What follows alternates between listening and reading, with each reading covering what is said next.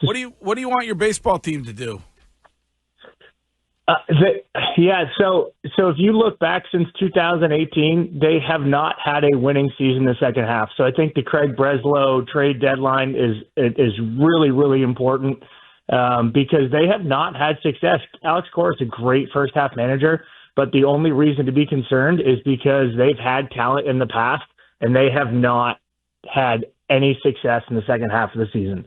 So I know Mego was talking about the trade deadline yesterday, and you guys were talking about the trade deadline from last year with Craig and how she doesn't have a lot of confidence in him. But I think this is a really important trade deadline for the Sox because I think they do have talent, and I think they could make a good postseason run.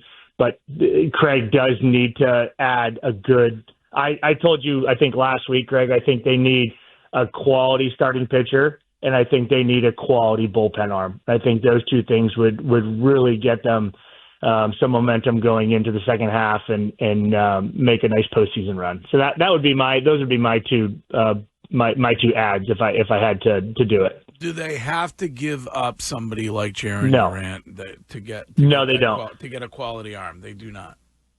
No, they still have, despite them bringing up all of their minor leaguers this year. They brought up 3. They still have like a top 5, top 10 minor league system.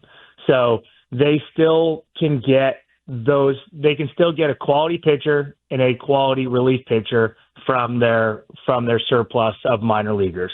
And if you look at a lot of the trade deadlines over the past several years, no top 100 prospects were even traded. Now, the activity at the trade deadline hasn't been crazy, but I think the Red Sox could pull off a starting pitcher and also a bullpen arm without giving up anything.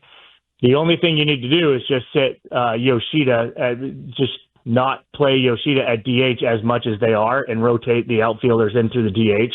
And I think that solves that problem. But yeah, you can do it. You can do it pretty easily with just giving up your prospects.